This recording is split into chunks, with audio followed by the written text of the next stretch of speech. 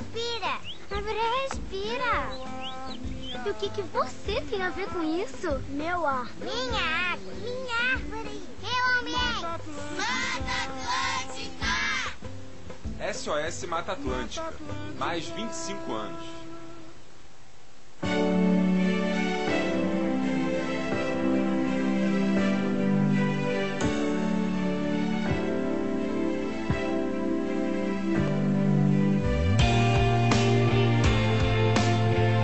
Doar sangue é um ato de solidariedade que eu, você, todos nós devemos praticar. Doe sangue, faça disso um hábito. Essa corrente precisa de você. Seja um doador. Um grande ato incentivado e apoiado pelo SUS.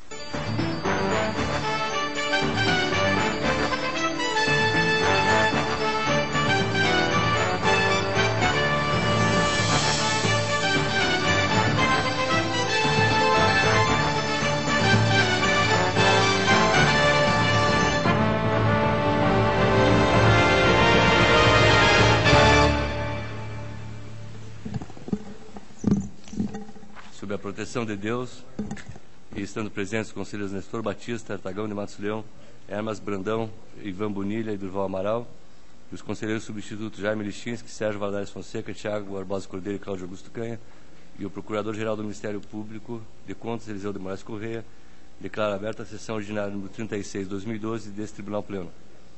Ausente o conselheiro Caio Márcio Nogueira Soares por motivo de férias, ficando convocado para a composição do quórum, nos termos da portaria 725/2012, o conselheiro substituto Tiago Barbosa Cordeiro.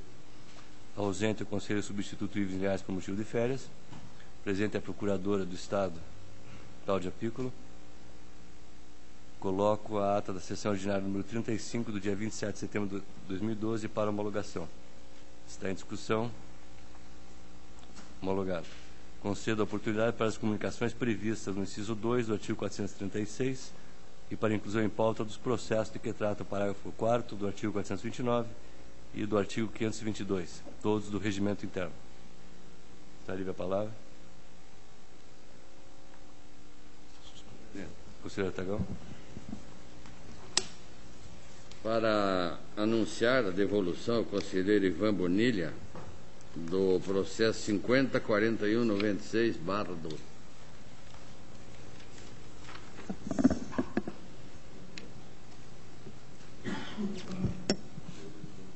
Vocês têm a palavra. Senhor presidente, eu gostaria de solicitar a retirada de pauta,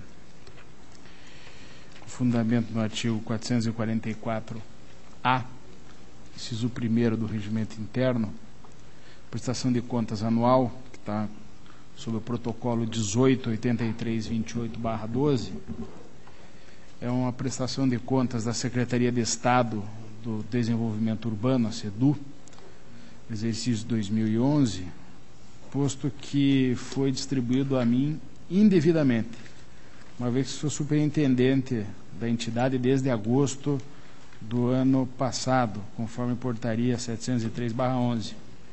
Então eu solicitaria, presidente, que a diretoria de protocolo providencie uma revisão das distribuições realizadas a mim, considerando a referida portaria e que se alterou, né, onde se alterou a portaria 508 de 2010. Obrigado, presidente. Retirada de pauta com encaminhamento de protocolo para os fins anunciados. Conselheiro substituto Jaime Lichinsky.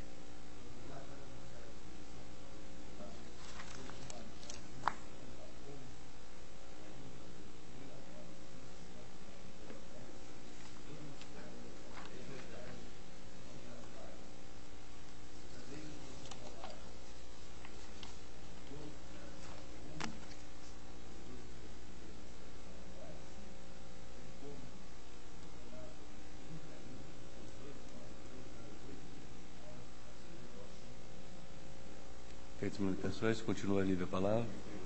Solicito a autorização do Pleno para inclusão em pauta dos protocolos 564/253, 538/554, 462/302, 577/088 e 564/342/2012, todos de 2012, que tratam de processos administrativos desta Corte, que também peço a permissão para iniciar o relato pelo protocolo 462-302/2012, é um ato de contratação, prestação de serviço de consultoria e treinamento da ferramenta ACL, destinada à atividade fim de controle externo desta Corte, informações financeiras, jurídicas e parecer ministerial pela regularidade e possibilidade da homologação. Esta também é a proposta de voto pela homologação e adjudicação do contrato a vencedor. Está em discussão. Aprovado.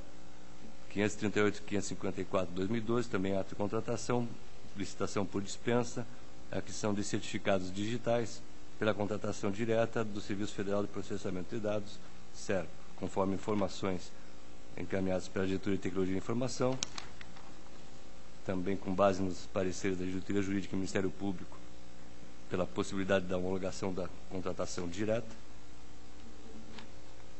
e informações financeiras também favoráveis. É a proposta de voto, acompanhando as manifestações, é pela homologação. Está em discussão. Homologado. 564-253 de 2012, Interativa Soluções de Impressão Limitada, para a manutenção do pago de impressão desta Corte. É a atualização do preço contratado pelo INPC, 5,38%, custo mínimo mensal de 1.164 mensais e o máximo de 2.079.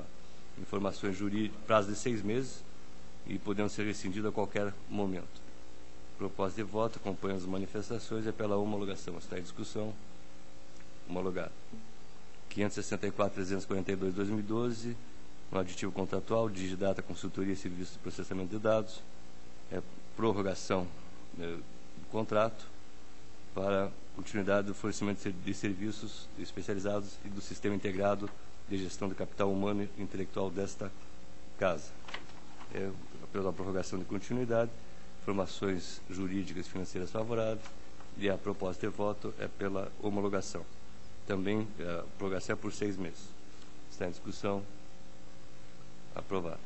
E, finalmente, o 577-088 de 2012, também aditivo contratual, acréscimo quantitativo de 3,79%, para aquisição de novas licenças de software mantidos certificados pela Microsoft, base na plataforma Windows. É o Software Enterprise Agreement. É o uso perpétuo, né, e atualização desses produtos. Informações técnicas do processo, também opinativos financeiros e jurídicos e manifestação ministerial pela regularidade do processo, e a proposta, acompanhando os opinativos, é pela homologação. Está em discussão. Homologado. Agradecendo a atenção do Pleno, tem a palavra o conselheiro Nestor Batista. Senhor presidente e demais integrantes do plenário,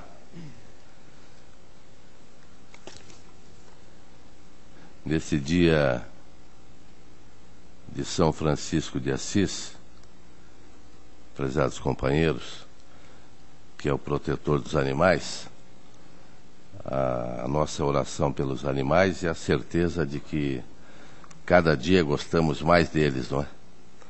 Então, que São Francisco proteja a nossa sessão de hoje. O processo 151-5310, município de Santa Isabel do Ivaí e Santa Mônica. Não entendi bem isso, mas trata-se de denúncia formulada em face do prefeito 2005-2008, que cumulou irregularmente o cargo de vice-prefeito de Santa Isabel do Ivaí com o cargo de médico no município de Santa Mônica. Então agora já dá para entender por que 2 municípios.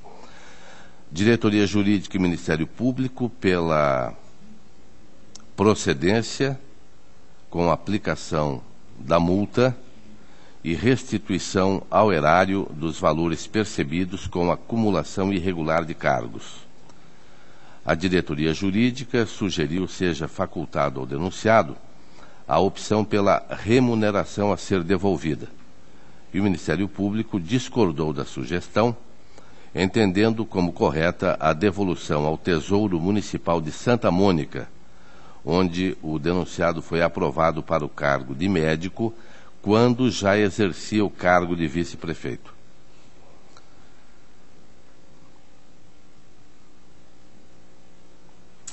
A unidade técnica tem razão e o Ministério Público parcialmente, merecendo procedência à demanda, vez que o próprio denunciado confirmou a acumulação dos 2 cargos públicos.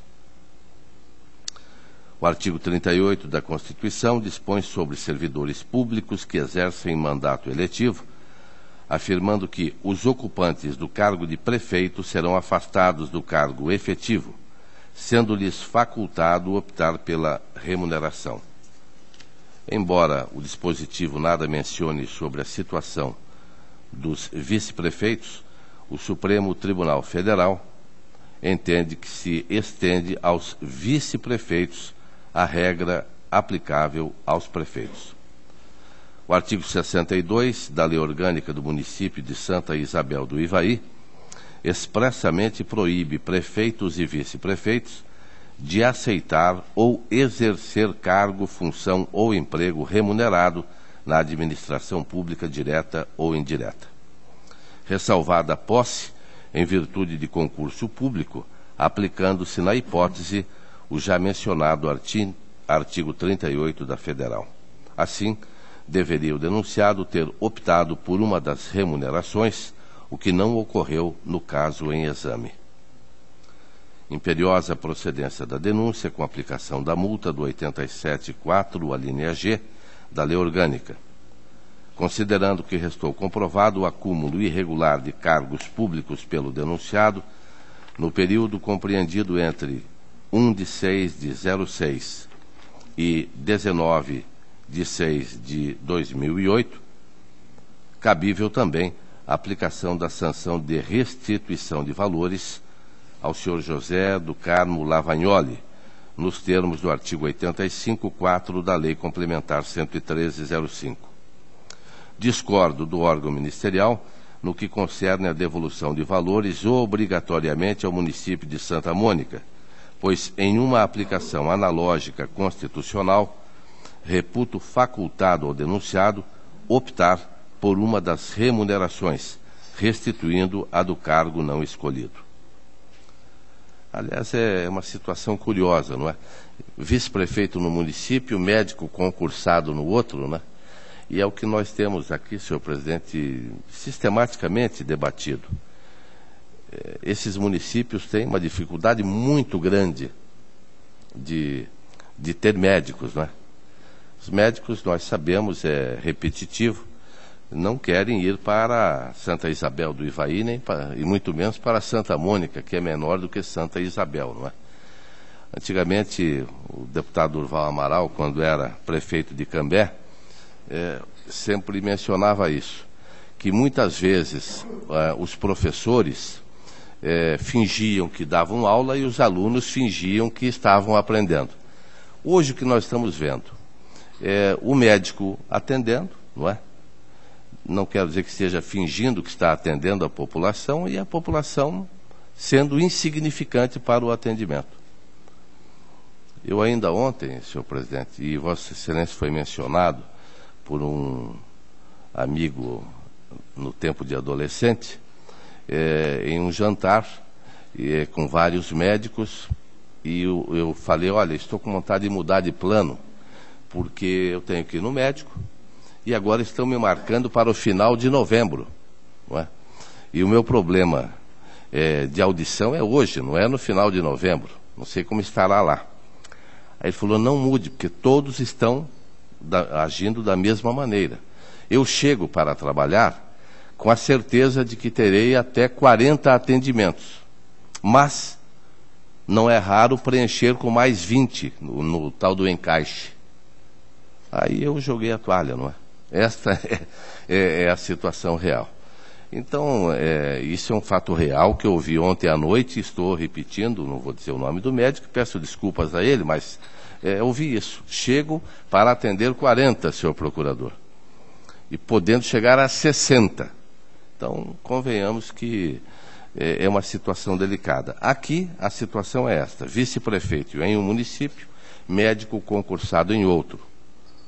É um do lado do outro, não é? Eu não conheço bem ali a Santa Mônica e Santa Isabel do Ivaí, mas é um do lado do outro. E nós estamos exigindo, e a proposta de voto será nesse sentido, com a aplicação da multa e a devolução dos valores recebidos cumulativamente, dando-lhe a faculdade de optar: vou devolver o que recebi como médico ou vou devolver o que recebi como vice-prefeito. Mas eu só pensei em voz alta, até para que os meus companheiros de trabalho possam, de repente, me trazer alguma luz.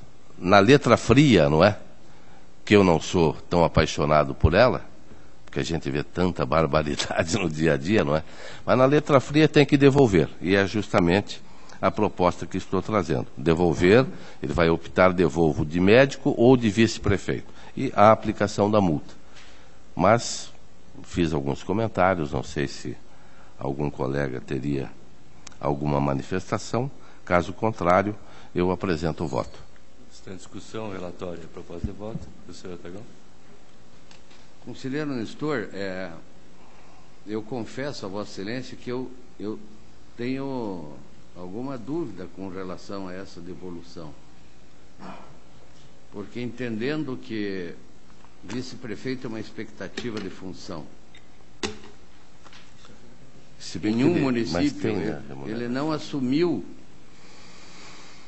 neste município, e ele fez o concurso em outro município. Se fosse no mesmo município, eu não teria dúvidas da impossibilidade. Mas eu vou acompanhar Vossa Excelência neste momento, me reservando até, num futuro recurso, num outro processo, mudar a minha proposição de voto, porque eu realmente tenho dúvida se ele, como vice-prefeito de um município, não poderia exercer a função de médico em outro, porque se fosse no mesmo município, com certeza. Mas eu, no momento, vou acompanhar o relatório. Não, senhor presidente, até essa situação acaba acontecendo por conta de um problema que nós temos no direito brasileiro, que é a divisão dos domicílios da pessoa. Tem domicílio eleitoral, domicílio civil, domicílio profissional, que possibilita esse tipo de desacerto e de desencontro. Mas eu ouvi muito bem o relatório do conselheiro Nestor.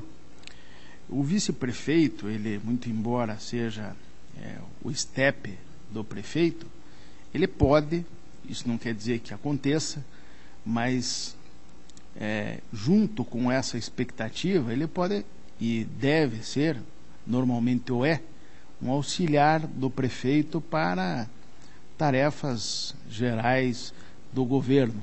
Não, às vezes não fica somente numa condição passiva ali de espera do momento para substituir o prefeito. De modo que eu acho que, lamentando, como bem disse o conselheiro Artagão Matos Leão, que numa circunstância envolvendo inclusive um médico, que é um profissional inestimável, principalmente em municípios de pequeno porte, no interior do estado, que isso tenha ocorrido e que ele tenha que ser desembolsado de uma quantia que recebeu, mas recebeu com uma vedação expressa do texto normativo. Continua a discussão, conselheiro Thiago. Senhor presidente, eu tenho dúvidas também, mas a minha dúvida se relaciona com o parecer do Ministério Público e a proposta do relator. Quanto à faculdade do vice-prefeito, que na época também já era prefeito, de escolher qualquer uma das duas remunerações. Porque, de fato, como salienta o Ministério Público, a declaração inidônea foi dada ao município de Santa Mônica, porque ele assumiu o cargo de médico após ter assumido o cargo de vice-prefeito. Então, eu entendo que há uma lógica na proposição do Ministério Público de que ele seja obrigado a devolver o valor para o município de Santa Mônica e não vai escolher, porque, de fato, a declaração inidônea foi dada quando da sua posse e exercício no cargo de médico no município de Santa Mônica, que é posterior à sua posse e exercício no cargo de vice-prefeito. É o que defende a... Presidente, me permita falar, mas eu vou elegantemente discordar do auditor Tiago. Por quê? Porque não há evidência, pelo menos nos autos, e se houver que seja desmentido agora, aqui e agora, que ele tenha exercido a função de prefeito ou tenha exercido qualquer outra atribuição em decorrência da condição de vice-prefeito. Mas, inevitavelmente, incontestavelmente, exerceu a atividade de médico, ou pelo menos frequentou lá o posto de saúde ou o seu local de trabalho na função de médico.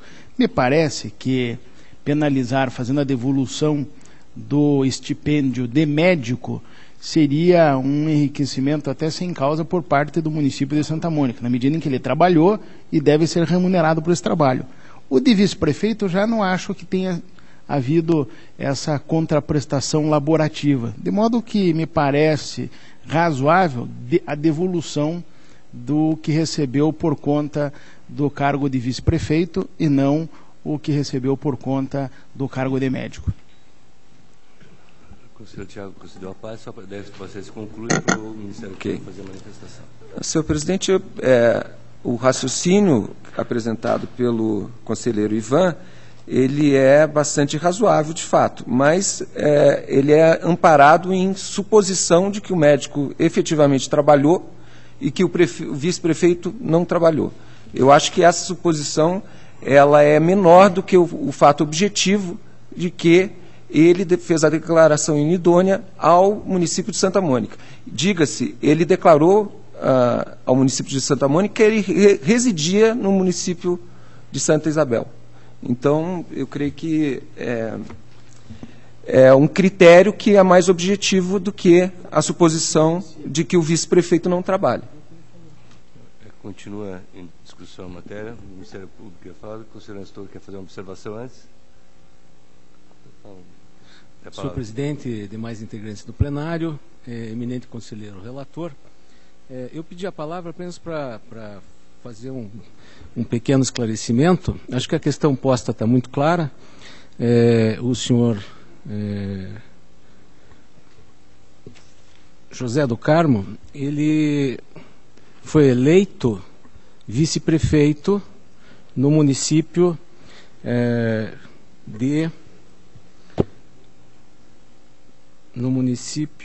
de Santa Isabel do Ivaí. Eleito vice-prefeito, ele assumiu, tomou posse, né? E com a posse, ele evidentemente tem direito a uma remuneração. Remuneração pelo exercício do cargo de vice-prefeito.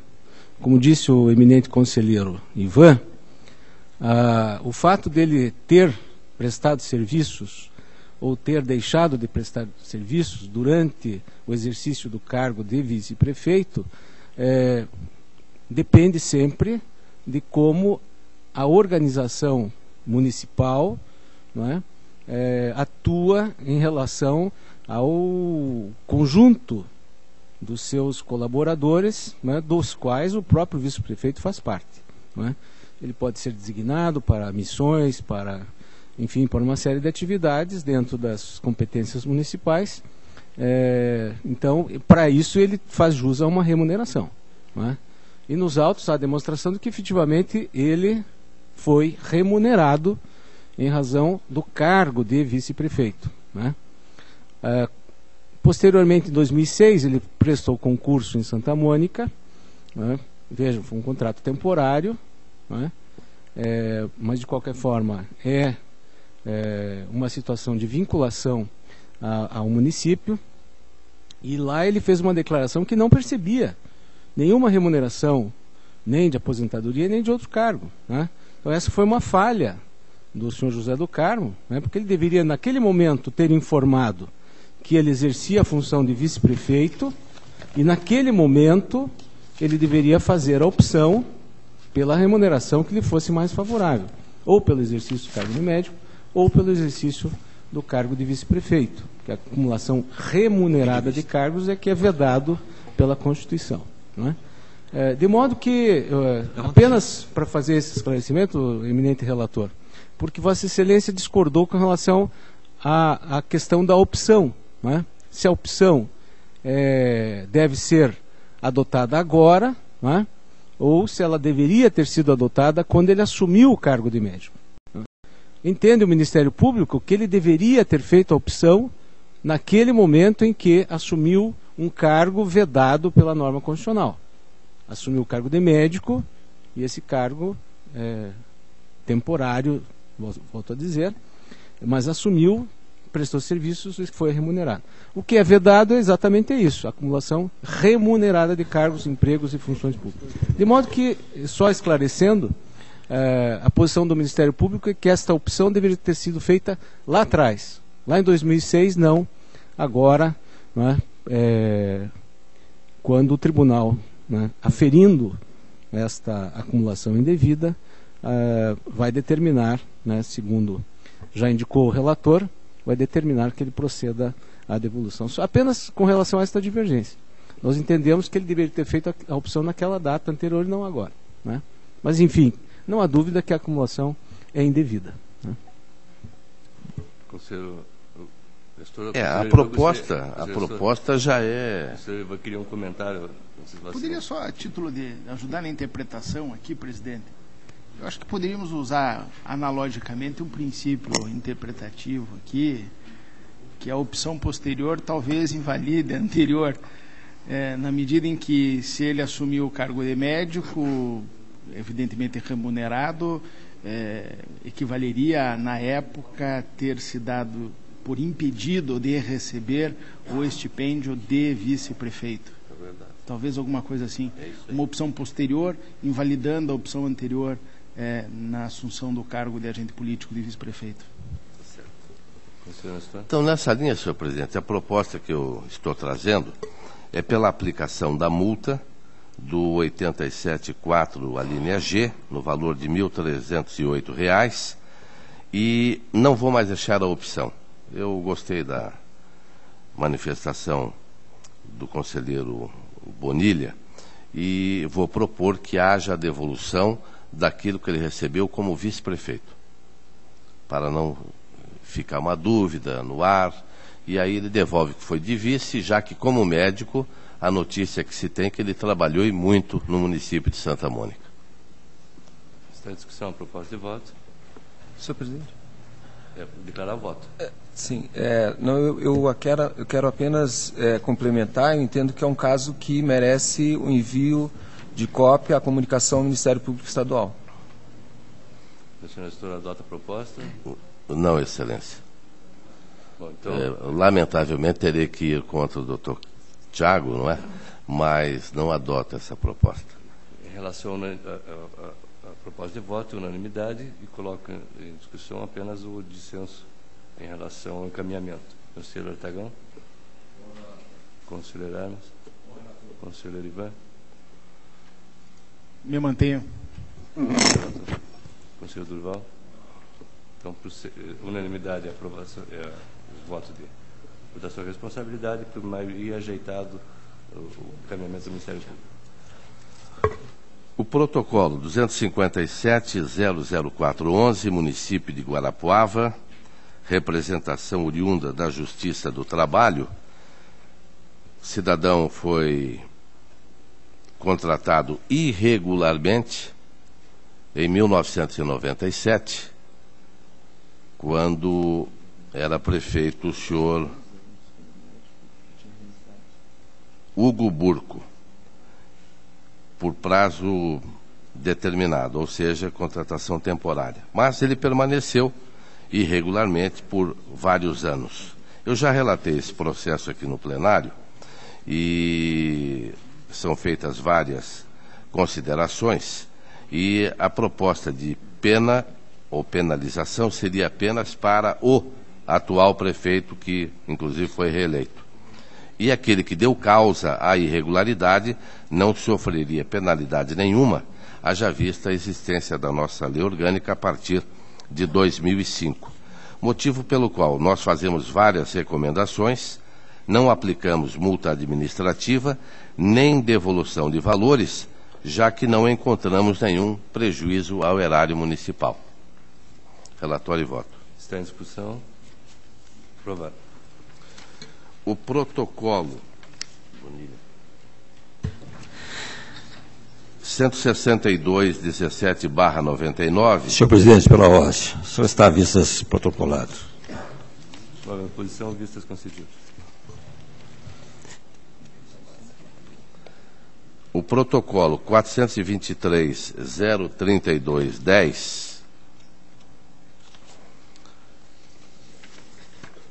é um recurso de revista interposto pelo Ministério Público que determinou o registro do concurso público realizado pelo município de Jardim Olinda para a contratação de um psicólogo, um assistente social e 3 agentes de saúde em 2007, edital 1/2007.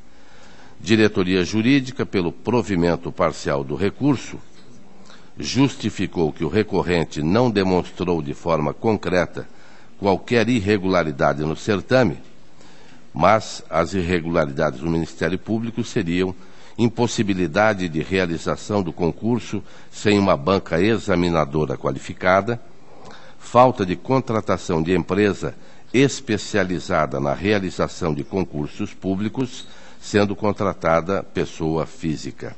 E o Ministério Público, que recorreu também, é pelo provimento do recurso. A proposta do relator é pelo conhecimento, no mérito pelo não provimento do recurso, mantendo-se a decisão da primeira Câmara, Acórdão 193410, que determinou o registro do concurso público realizado pelo município de Nova Olinda. Não, Jardim Olinda. Nova Olinda é uma criação, não é? Tem Vila Nova e Jardim Olinda. Esta discussão. Senhor presidente, Conselheiro Thiago. apenas para registrar que acompanha o Ministério Público. Então, por maioria, aprovado pelo relator, com um voto do doutor Thiago, que acompanha o Ministério Público. Aprovado. Senhor presidente, eu agradeço, a pauta está atendida. A presidência agradece. A Vossa Excelência tem a palavra o conselheiro Artagão de Matos Leão. Senhor presidente e demais integrantes do plenário, eu tenho tomada de contas extraordinária, protocolo 67-40312, oriunda da 7ª Inspetoria de Controle Externo, versando sobre despesas com a gratificação denominada adicionais de titulação, concedida a 7 professores e ao ex-diretor da FAFIPAR, senhor Antônio Alpendre da Silva, no valor de R$ 367.890. Senhor presidente, Conselheiro Ivan. eu gostaria de antecipar um pedido de vistas, embora tenha sido a minha inspetoria, mas eu gostaria de deitar os olhos sobre esse processo mais uma vez. Nova posição, vistas concedidas. Nenhuma objeção, evidentemente. E, por último, então, para satisfação de muitos, tenho 21.96.90.12, que é uma prestação de contas anual do Instituto de Tecnologia do Paraná, direção do Júlio César Félix, referente ao exercício financeiro de 2011, sob responsabilidade dos senhores Alípio Santos Leal Neto, presidente no período de 1º de janeiro de 2011 a 1º de fevereiro de 2011, e Júlio César Félix, no período de 2 de 2011 a 31 de 12. Acompanho as manifestações uniformes, proponho o voto pela regularidade da prestação de contas do Instituto de Tecnologia do Paraná, referente ao exercício financeiro de 2011, de responsabilidade pelos períodos já citados. determino uma retificação na autuação para fins de constar no campo interessado o nome também do senhor Alípio Santos Leal Neto, presidente no período de 1º de janeiro de 2011 a 1º de fevereiro de 2011. Relatório e voto. Está em discussão. Aprovado. Agradeço, senhor presidente, aos demais integrantes. Era a pauta. A presidência agradece a Vossa Excelência. Tem a palavra o conselheiro Hermas Brandão. Excelentíssimo senhor presidente, excelentíssimos senhores conselheiros, senhores conselheiros substitutos, excelentíssimo senhor procurador, inicio minha pauta pelo processo 5499-3109, uma tomada de conta extraordinária da Universidade Estadual de Londrina. Instaurada em decorrência da comunicação de irregularidade número 109, oriunda da 7ª Inspetoria de Controle Externo, que suscitou a suposta ilegalidade da criação de cargos comissionados denominados assessor especial por resoluções do Conselho Universitário da Universidade Estadual de Londrina, bem como a manutenção dos referidos cargos. Pública na inspetoria, pela aplicação da multa administrativa prevista no artigo 87, inciso 4º, da linha G da Lei Complementar Estadual 113/2005, ou seja, praticar ato administrativo não tipificado em outro dispositivo desse artigo, do qual resulte contrariedade ou ofensa à norma legal, independentemente da caracterização do dano erário. Após o devido processamento do contraditório, a 7ª Inspetoria reconheceu a inadequação da multa por ela proposta. Já a Diretoria de Contas Estaduais do Ministério Público e o Juiz Tribunal pugnaram pela procedência e aplicação da multa. Nosso voto. Vencida a questão da convalidação dos atos pela Lei 16.372, de 30 de dezembro de 2009, conforme exposto pela 7ª Inspetoria de Controle Externo, permanece a questão da multa a que estaria sujeito o ordenador de despesa. Me alinho ao entendimento da própria inspetoria impugnante de que restou prejudicada a proposição da aplicação de multa constando do parecer 6.123/10 do Ministério Público de Contas, em função da edição da Lei 16.372, de 30 de dezembro de 2009, que convalidou os atos tidos como inválidos à época em que foram produzidos. Assim, em conformidade com a análise da instrução 2/11 da 7ª Inspetoria, voto pela legitimidade dos fatos trazidos pela comunicação de irregularidade, número 109, não sendo cabível a multa proposta naquela ocasião. É o voto, senhor presidente. Está em discussão. Aprovado. Seguir o protocolado 25.11.58/12, execução orçamentária financeira do interessado Tribunal de Contas do Estado do Paraná, relativamente ao mês de janeiro de 2012. A Diretoria de Contas Estaduais e o Ministério Público analisaram que concluiu que as despesas foram efetuadas atendendo os requisitos legais. E o nosso voto é pela aprovação do presente relatório referente à execução orçamentária e financeira desse Tribunal de Contas no mês de janeiro de 2012. Ao voto. Está em discussão. Aprovado. Recurso de revista, protocolo 5049/04. Interessado o senhor Luiz Carlos Chimim Claudino, município de Mandirituba.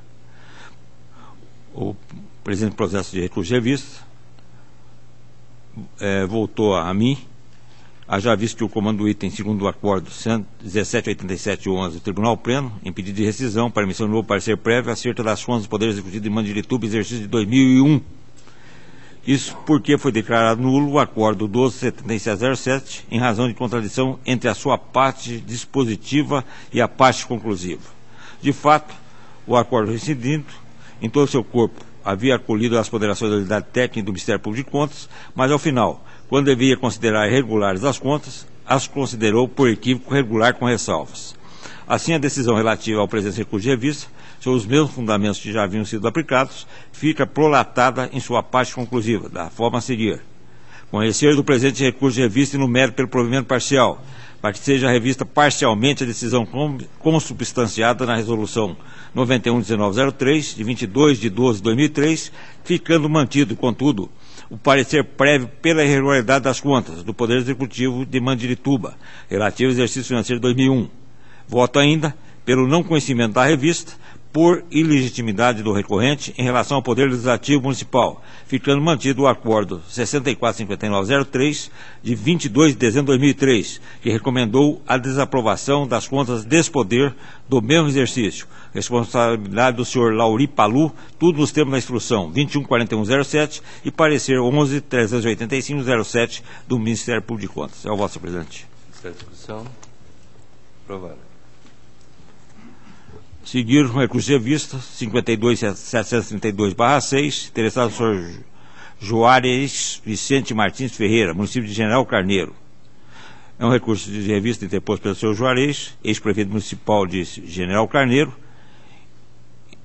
em resignado com a decisão contida no acordo 1576 de 2010 da segunda Câmara, que aprovou o parecer prévio recomendando a regularidade das contas do Poder Executivo Municipal do exercício financeiro de 2006.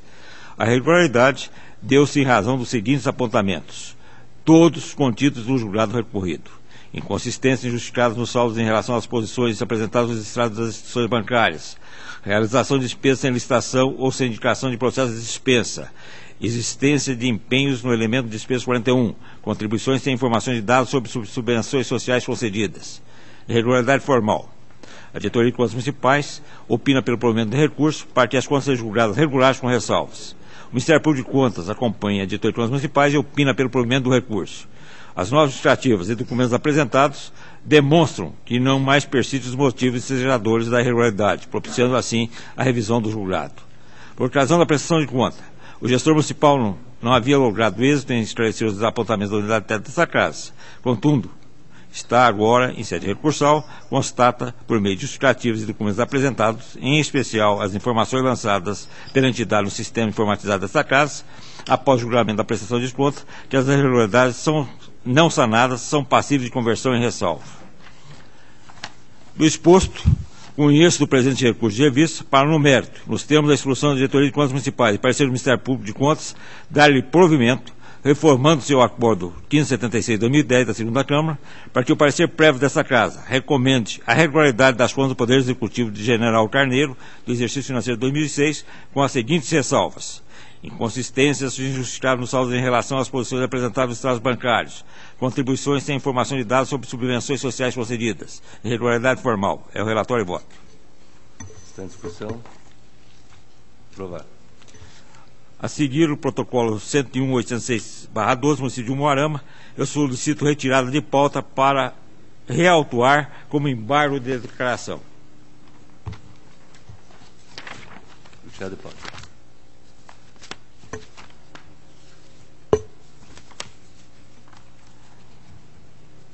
A seguir,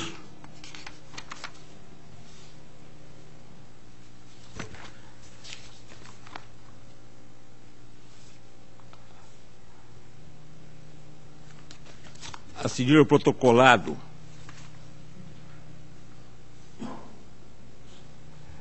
(18.2494/12) é uma prestação de contas do Tribunal de Justiça do Estado do Paraná, relativa ao exercício 2011 de responsabilidade do senhor desembargador Miguel Kifuri Neto. A diretoria de contas estaduais e o Ministério Público concluíram igualmente pela regularidade das contas. E esse também é nosso voto. Regularidade das contas do Tribunal de Justiça do Estado do Paraná relativo ao exercício 2011. Está em discussão. Aprovado. Processo 21.2415/12, prestação de contas anual, Fundo de Justiça do Poder Judiciário do Estado do Paraná, de responsabilidade também do presidente Miguel Kifuri Neto. Tanto a diretoria de contas estaduais como o Ministério Público opinaram pela aprovação do presente expediente. E nosso voto é pela regularidade também da referida prestação de contas do Fundo de Justiça do Poder Judiciário do Estado do Paraná relativo ao ano 2011. É o voto, senhor presidente. Está em discussão. Aprovado.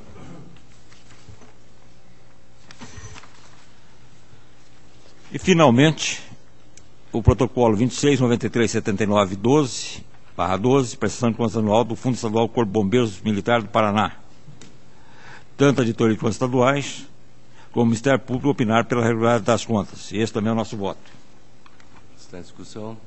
Aprovado. Senhor presidente, está concluído minha pauta. Agradeço a Vossa Excelência e demais membros dessa corte. A presidência que agradece a Vossa Excelência. Tem a palavra o conselheiro Ivan Bonilha.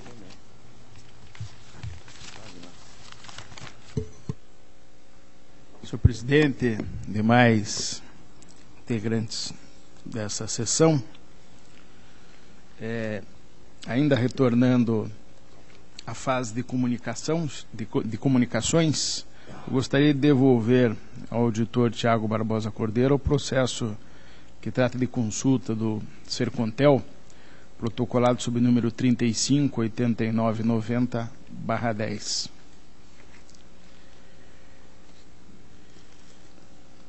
Processo 45108/12 é um pedido de rescisão. A entidade é a Fundação da Universidade Federal do Paraná para o Desenvolvimento da Ciência, Tecnologia e da Cultura. O interessado é João Carlos Cunha. A FUNPAR, por seu diretor superintendente, já indicado, inconformado com a decisão consubstanciada no acórdão 1728 de 2011 deste Pleno, que deu provimento parcial a recursos de revista interposto, modificando em parte o acórdão 2347/06 da segunda Câmara, que determinou o recolhimento parcial de valores, porém mantendo os demais itens da decisão e a irregularidade de prestação de contas de transferência voluntária relativa aos exercícios 2002 e 2003, decorrente de convênio firmado em 1998 com a Administração dos Portos de Paranaguá e Antonina, APA, apresentou o presente pedido de rescisão com pedido de efeito suspensivo com fundamento no artigo 77, inciso 2, da Lei Complementar 113. A respeito do pedido de concessão de medida liminar suspensiva, como exige o parágrafo 3º do artigo 495-A do Regimento Interno, manifestaram-se a DAT e o Ministério Público junto a esta Corte. Através do parecer 40/12, a unidade técnica se manifestou pelo não conhecimento do pedido rescisório, pois não se baseou em documentos novos, pelo indeferimento do pedido liminar e pelo não provimento no mérito. O Ministério Público, por sua vez, através do parecer 4531/12, também foi pelo não conhecimento do pedido de rescisão e, de forma sucessiva, pelo indeferimento da liminar.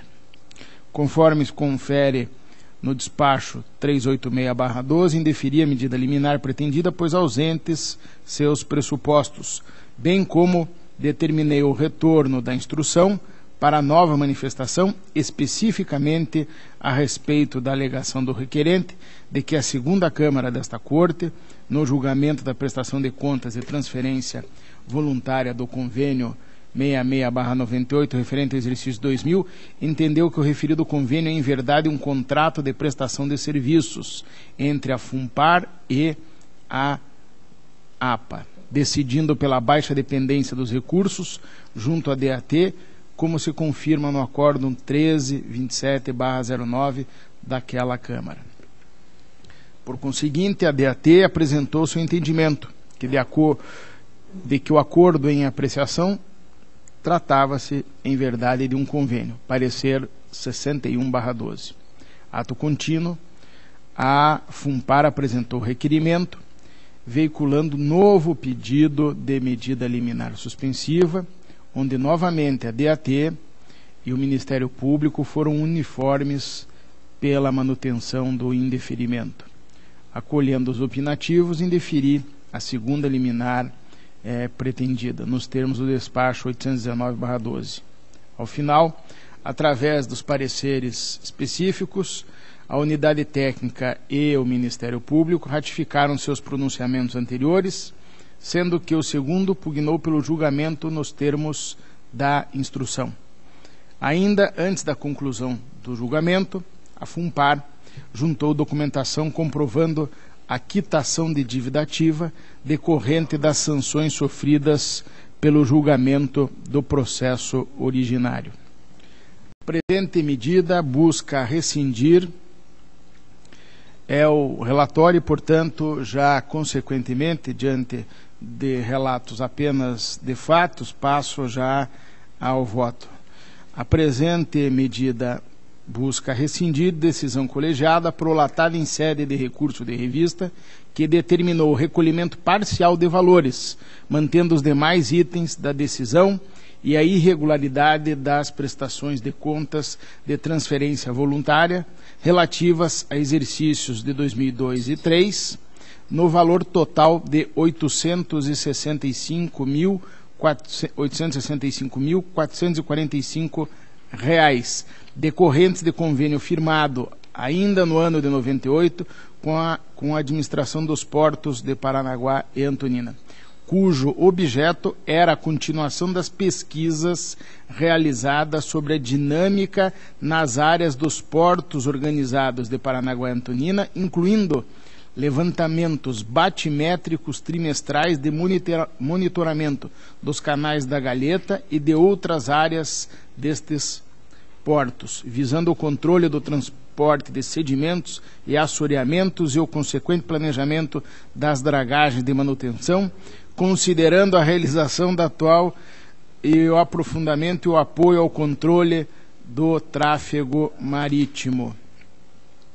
A decisão rescindenda destacou que a desaprovação foi mantida, pois permaneceram irregulares os seguintes itens. Primeiro, a ausência da publicação do primeiro termo aditivo ao convênio. Segundo, a ausência das vias originais dos documentos de despesa de adiantamento de diárias a Eduardo Maroni, no valor de R$ 1.069. Terceiro, falta de comprovação de despesas referentes ao uso dos laboratórios de Centro de Estudos do Mar, no valor de R$ 40.878,45.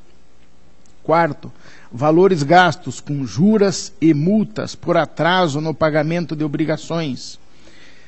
Quinto, necessidade de restituição ao erário estadual dos valores provisionados de encargos previdenciários patronais debitados ao convênio.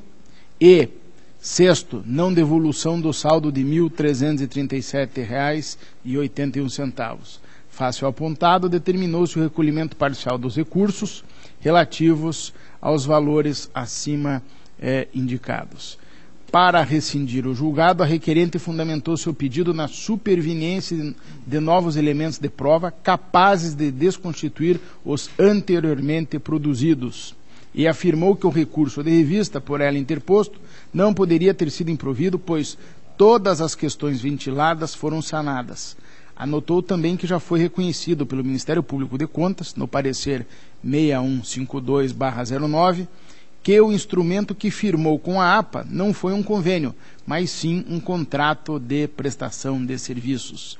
No entanto, compulsando a documentação encartada pelo requerente, junto ao seu pedido rescisório, verificou que não inovam, ao contrário, tratam de reproduções dos documentos já apresentados pelo interessado nos processos originários envolvidos.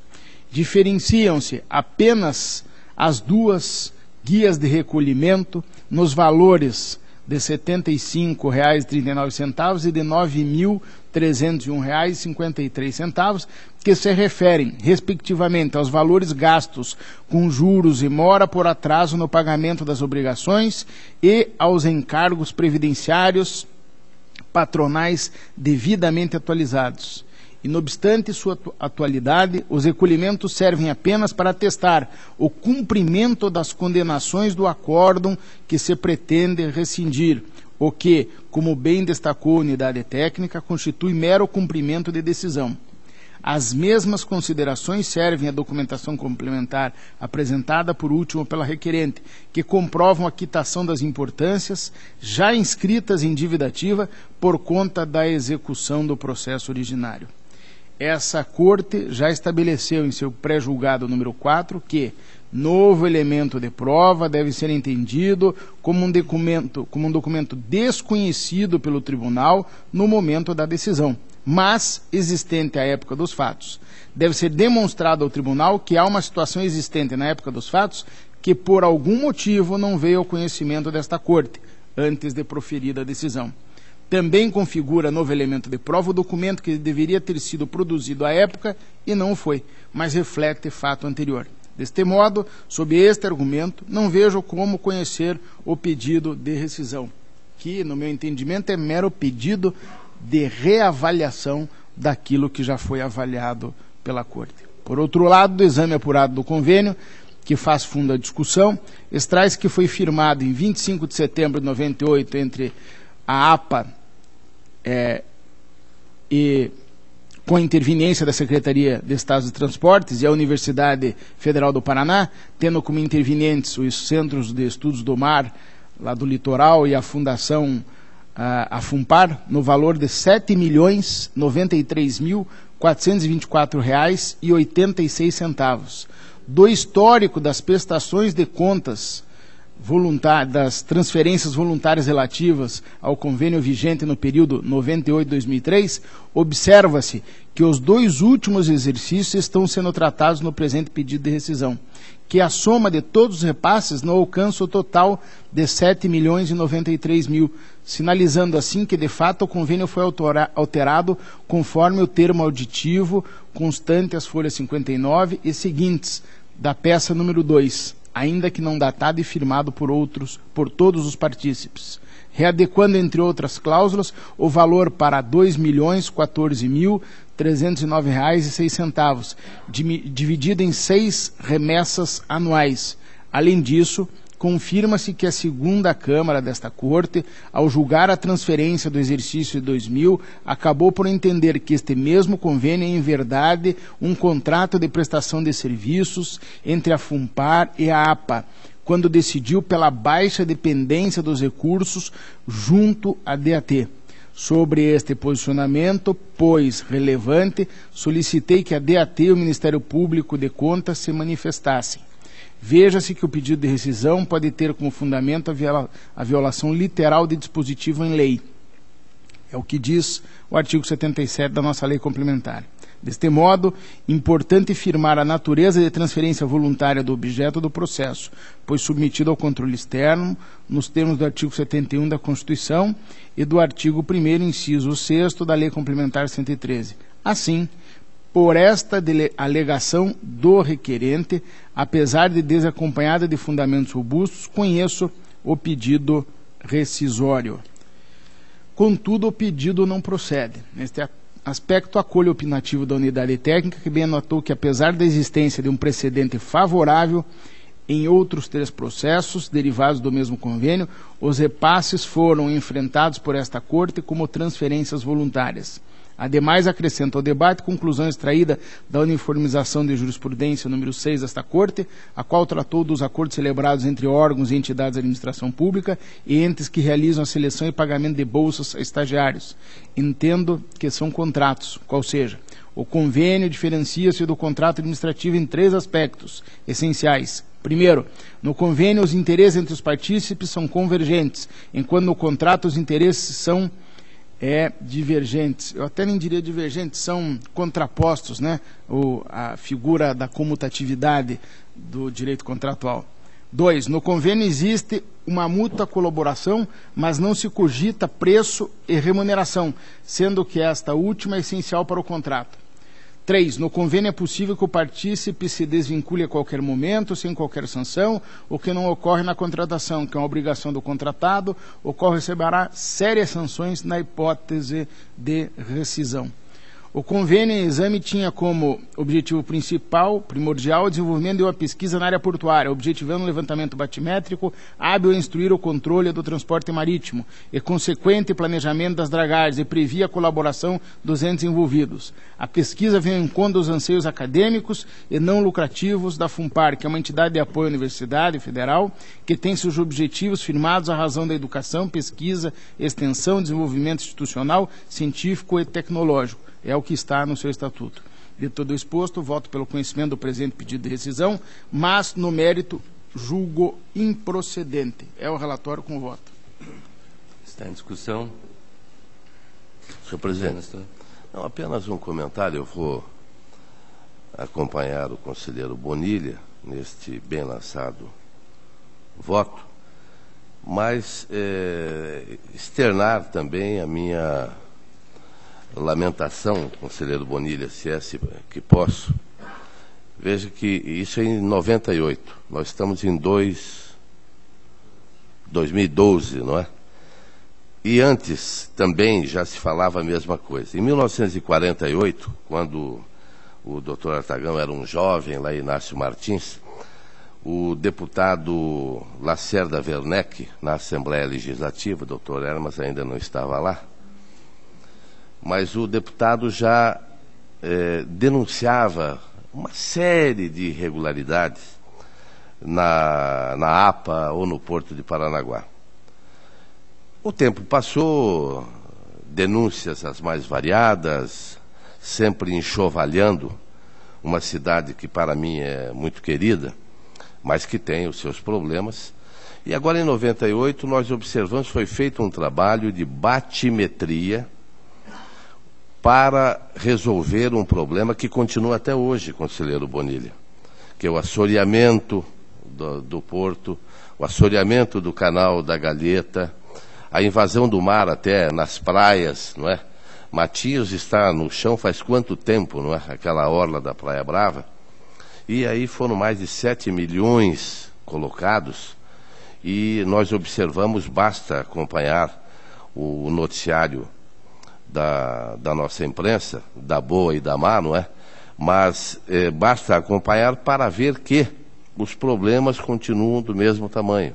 Navios de grande porte não podem chegar a Paranaguá ou Antonina.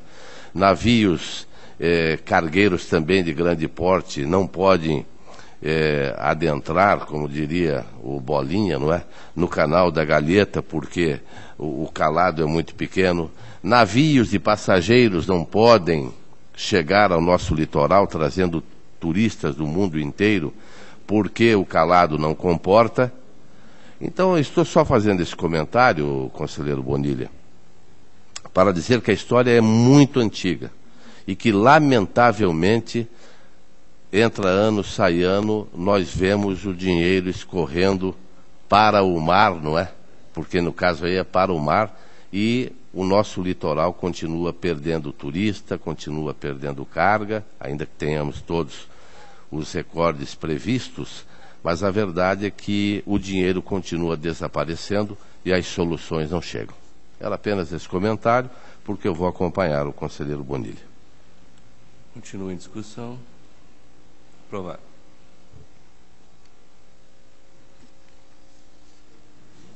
Senhor presidente, era o que tinha para a minha pauta no dia de hoje. Obrigado. A presidência agradece a Vossa Excelência e tem a palavra o conselheiro Durval Amaral.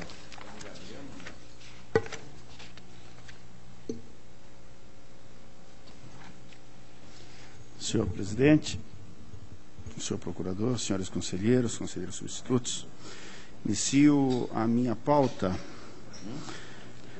pelo recurso de revista, processo 448640/11.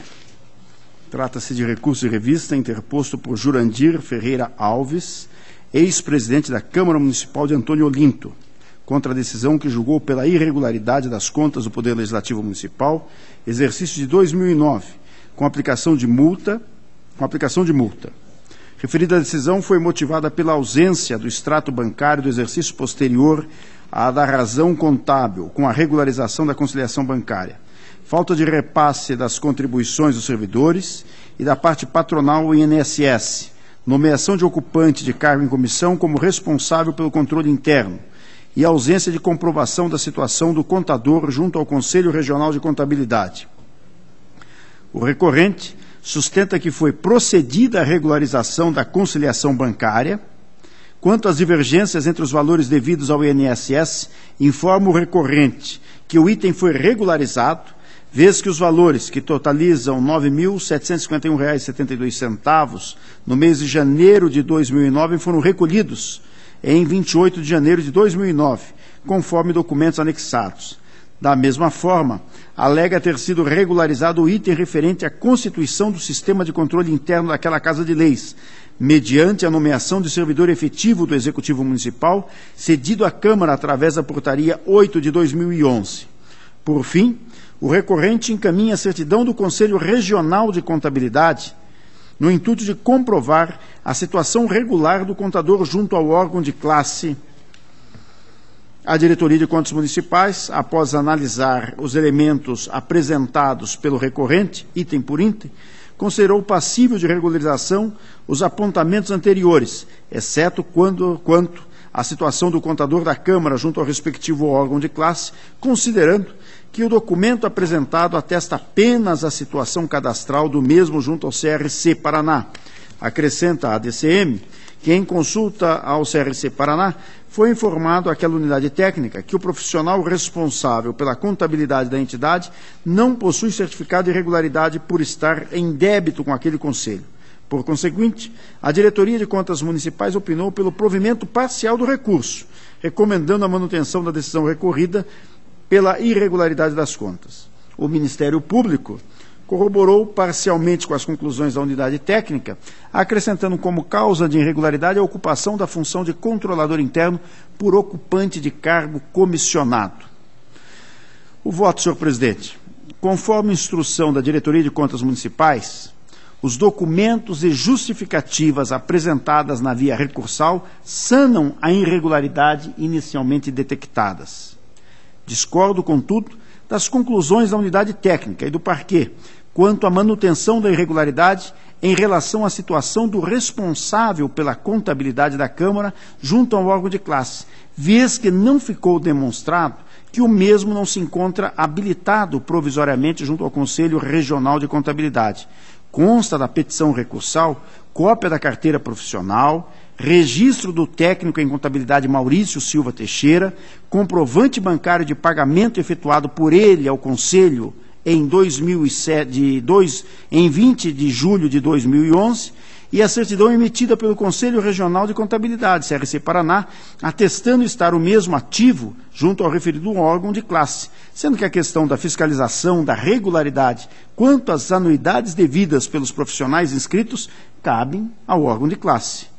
Diante do acima exposto, voto pelo conhecimento para, no mérito, dar provimento ao recurso revista ora apreciado, modificando-se a decisão atacada para julgar regulares com ressalva às contas, em razão da falta de repasse das contribuições dos servidores retidas em folha de pagamento, e da contribuição patronal ao ISS, e da ocupação da função de controlador interno por ocupante de cargo comissionado, diante da documentação apresentada e das medidas adotadas pelo ente, na via recursal, no intuito de regularizar as impropriedades que motivaram a desaprovação das contas. É o relatório e voto, senhor presidente. Está em discussão a matéria?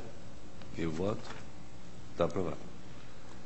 Processo 4772-76/11. Trata-se de recurso revista interposto por José Martins de Oliveira, prefeito do município de Jardim Alegre, contra a decisão que recomendou o julgamento pela irregularidade das contas do Poder Executivo Municipal, exercício de 2009, em razão da ausência do extrato bancário, do exercício posterior com as conciliações regularizadas, da falta de repasse das contribuições retidas em folha e devidas ao INSS e da falta de repasse das contribuições patronal ao INSS. O recorrente sustenta, quanto ao primeiro item, que os referidos extratos foram encaminhados anteriormente no processo de prestação de contas. Quanto às divergências entre os valores devidos e os valores recolhidos da parte retida dos servidores ao INSS, constatadas com base nos valores declarados no módulo de informações anuais do SIM-AM 2009, justifica que decorrem de alguns equívocos nos lançamentos dos valores do sistema, vez que o município efetuou o repasse de todos os valores retidos em folha de pagamento em favor do INSS, conforme demonstrativo anexado à peça recursal. Da mesma forma, alega o recorrente que não houve falta de repasse da contribuição patronal ao INSS, mas sim alguns equívocos na alimentação dos dados no sistema SIM-AM 2009, módulo de informações anuais, conforme documentação anexada.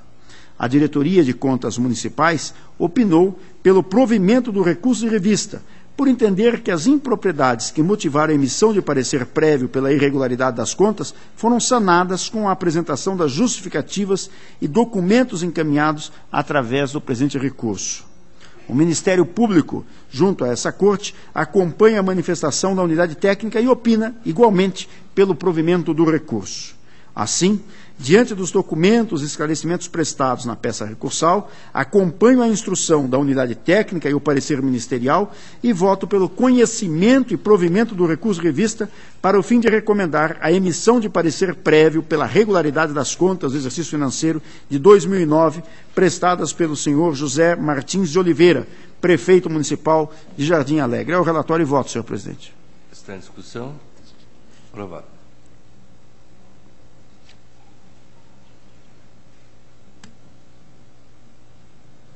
Senhor presidente, o processo número 47466409, aproveito o ensejo para solicitar que ele seja retirado de pauta para nova manifestação da unidade técnica e do próprio Ministério Público em face de recente decisão judicial juntada aos autos em sentido diverso ao que se propõe na instrução.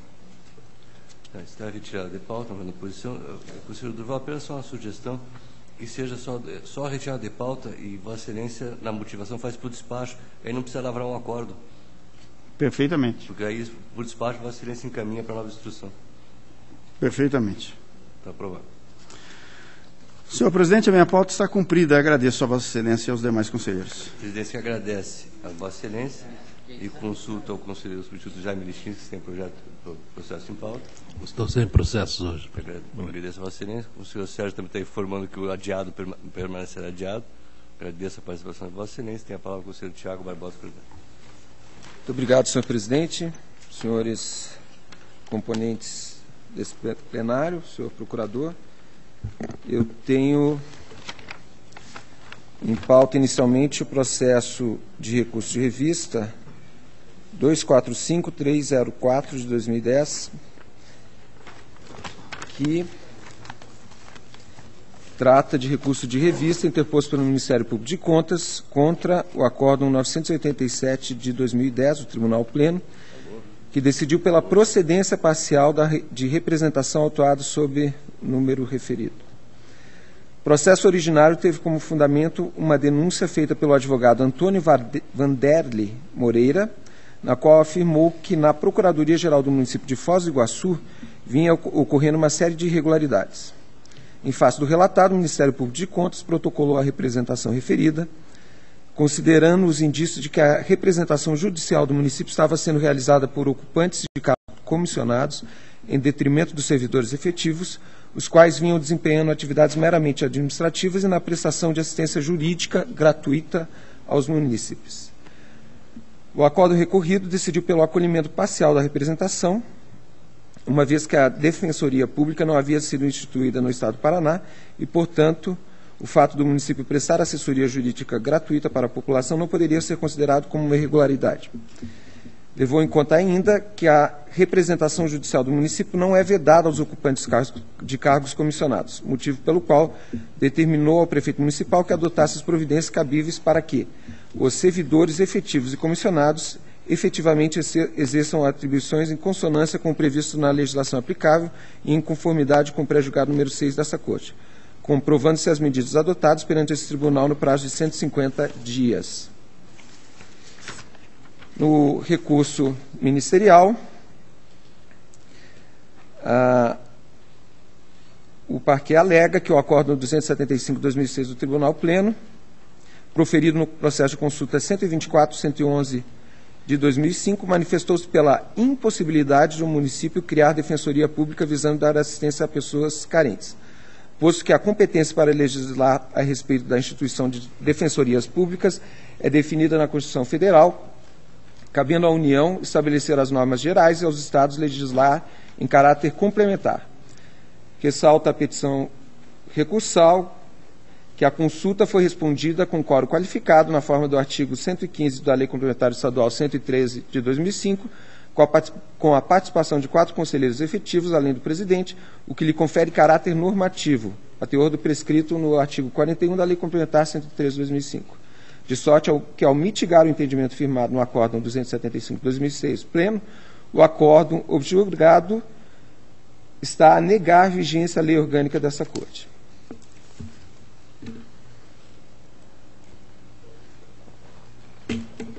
A respeito da possibilidade da representação judicial do município ser realizada por servidor ocupante de cargo em comissão, o Ministério Público de Contas afirma que também essa parte da decisão deve ser revisada, sob o risco de negar a vigência aos artigos 27 e 28, inciso 3, da Lei Federal 8.906 de 94, a qual claramente atribui a incompatibilidade para o exercício da advocacia aos ocupantes de cargo comissionado, exceção feita na própria lei ao Procurador-Geral, o qual, em contrapartida, tem sua atuação em juízo limitada ao exercício das... Em contrapartida, tem sua atuação em juízo, aqui há um erro, é limitada ao exercício de suas funções. Artigo 29 da Lei 8.906 de 94. Por fim, o parquet formula os seguintes pedidos. Tendo-se em conta que o artigo 149, caput, incisos 1 e 4 da Lei Complementar Estadual 103 de 2005, atribui aos membros do Ministério Público junto ao Tribunal de Contas a missão de guarda da lei e fiscal de sua execução e a de zelar pelo efetivo cumprimento das decisões do Tribunal, incluindo-se o respeito àquelas proferidas em caráter normativo, como é o caso do Acórdão 275 de 2006, do Pleno, requer-se a seja recebido o presente recurso em revista por tempestivo, conforme previsão do artigo 73 da Lei Orgânica. B. Sejam intimados todos os interessados para que se manifestem acerca do presente recurso de revista e, querendo, apresentem contrarrazões, nos termos do artigo 67 da Lei Complementar. C. Ao final, seja conhecido e provido o recurso de revista para o fim de reformar-se parcialmente o Acórdão 987 de 2010 do Tribunal Pleno, incluindo-se, dentre as determinações nele lançadas, a de se promover o fim de desvio de função dos integrantes do quadro de procuradores, inclusive no que tange ao exercício da atividade de assistência judiciária gratuita, vez que nesse tópico a legislação municipal está a contrariar os preceitos da Lei Complementar número 80 de 94 e o artigo 134 da Constituição Federal, bem como o Acórdão 275 de 2006 do Tribunal Pleno, exarado em caráter normativo, conforme preceito já mencionado. Bem como para consignar que a representação judicial somente é legitimada aos procuradores de carreira e ao ocupante de cargo comissionado de procurador-geral, ou seu substituto legal. Posteriormente, a petição recursal foi complementada pelo Ministério Público de Contas, por peça processual número 57, que referencia e transcreve decisões versando acerca da impropriedade da atuação dos comissionados para representar entidade estatal em juízo, precedentes esses tanto dessa Corte quanto do Judiciário. Intimado a apresentar contrarrazões, o município de Foz do Iguaçu, representado por seu prefeito, senhor Paulo McDonald Guise, alega que respeitou fielmente os ditames constitucionais que excetuam o assessoramento jurídico e que a contratação de assessoramento jurídico comissionado ocorre tão somente nos casos de assessoramento superior, ou seja, prestação de assessoria direta à autoridade nomeante e para o exercício de funções de chefia ou direção de órgão ou departamento. Por fim, defende que todos os servidores, efetivos e comissionados laborem em estrito cumprimento ao que dispõe para julgar número 6 dessa Corte de Contas, bem como que cumpriu com as determinações constantes do dispositivo do acórdão recorrido, pelo que este deve ser mantido em sua integralidade. A diretoria jurídica aponta, quanto à assistência jurídica gratuita, discordância em relação ao Ministério Público de Contas. Segundo a unidade, a Constituição prevê o ônus da prestação desse tipo de serviço, assistência judicial, à União e aos Estados, mas não veda que a municipalidade preste serviços gratuitos à população e até os incentiva via convênios e outros meios. Sob tal contexto, defende que não há que se falar em proibição e se o município pode e se dispõe de recursos físicos e materiais para arcar com os gastos de uma assistência judicial aos munícipes, tanto faz se esse órgão, entidade, departamento, etc., recebe a nomenclatura de Defensoria Pública ou Assistência Jurídica Municipal ou Advocacia Municipal, ou seja lá que nome se dê.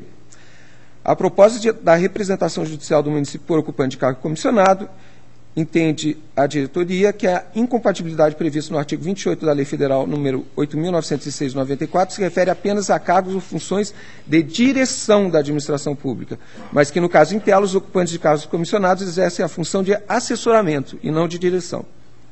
Defende que nada impede que o servidor comissionado, em momento de ausência do servidor, seja qual for o motivo, auxilie e até pratique atos em nome do município.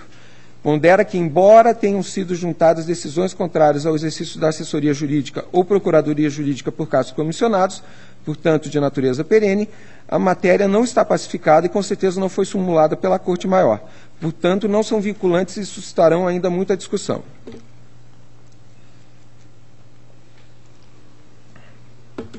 Sustenta parecer bastante razoável que o trabalho de assessoramento jurídico aos munícipes seja prestado por servidor efetivo e que, devido a seu caráter perene, poderá acompanhar o trâmite judicial que, por vezes, se estende por mais de década.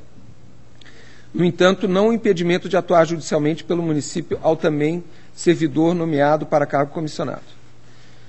Por fim, manifesta-se pelo recebimento e desprovimento do recurso de revista.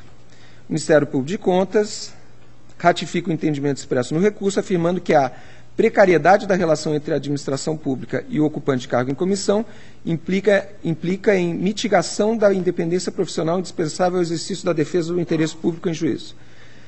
Defende a reforma da decisão objulgada no tocante à representação judicial do município por servidores comissionados, referindo que essa Corte deve fixar marco temporal a partir do qual, mesmo as nomeações excepcionais de advogados comissionados para representação judicial do município, sejam consideradas irregulares e passíveis da aplicação das sanções previstas na lei orgânica dessa Corte. De outra feita, o parquê afirma que o município não trouxe qualquer comprovação de que adotou as medidas sugeridas no referido acordo. Em relação ao exercício de assistência gratuita aos cidadãos, o Ministério Público de Contas afirma que, com a edição da Lei Complementar Estadual número 136/2011, Lei Orgânica da Defensoria Pública no Estado do Paraná, o fundamento da parte improcedente do acordo recorrido, a ausência de regulamentação da Defensoria Pública no Estado do Paraná, não mais persiste. Ressalto que a administração pública só pode agir nos limites estritos da lei, motivo pelo qual a ausência de vedação não consiste numa autorização tácita para que o município atue na área da Defensoria Pública. Manifesta-se, enfim, pela procedência do recurso, fixando-se a impossibilidade de servidores comissionados atuarem na representação judicial do município, salvo o Procurador-Geral, e a irregularidade da instituição de Defensoria Pública Municipal. Esse é, sucintamente, o relatório.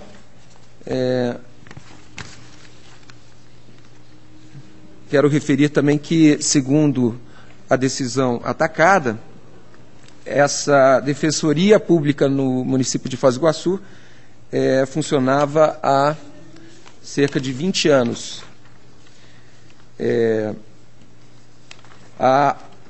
O voto que apresento é no sentido do conhecimento do recurso de revista e em seu provimento nos termos requeridos pela petição recursal, para que o acórdão 987/2010 do Tribunal Pleno seja reformado parcialmente, incluindo-se, dentre as determinações nele lançadas, a de se promover o fim do desvio de função dos integrantes do quadro de procuradores, inclusive no que tange ao exercício da atividade de assistência judiciária gratuita, vez que, nesse tópico, a legislação municipal está a contrariar os preceitos da Lei Complementar número 80/94 e o artigo 134 da Constituição Federal, bem como o acórdão 275/2006 do Tribunal Pleno, que respondeu consulta a esse respeito. Também, segundo o requerimento do Ministério Público, o provimento é para consignar que a representação judicial somente é legitimada aos procuradores de carreira e ao ocupante de cargo comissionado de procurador-geral ou seu substituto legal. É o voto. Está em discussão. Comissário Nestor. Senhor presidente, só fiquei desatento um pouquinho no final. Vossa Excelência está dizendo que a defensoria proposta pelo município é irregular. E que apenas concursado pode exercer esta atividade.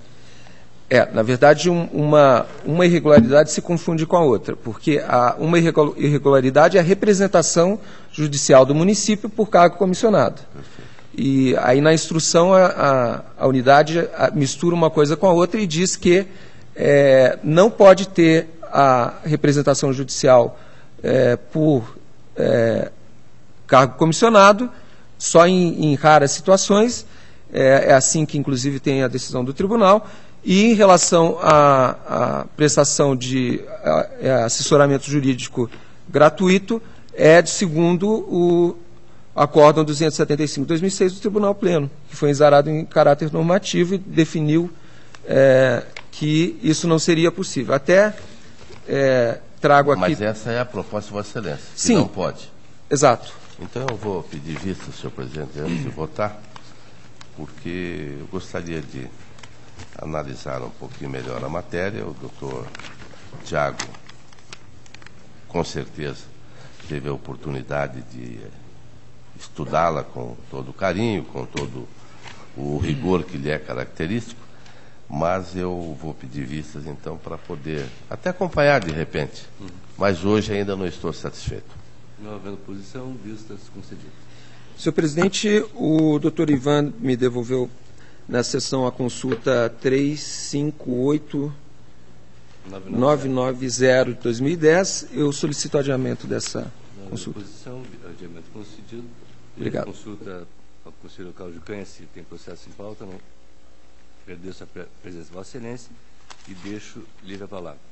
Nada mais vindo a tratar, só comunico ao Tribunal Pleno que na próxima quinta-feira a sessão ordinária se realizará às 10 horas da manhã.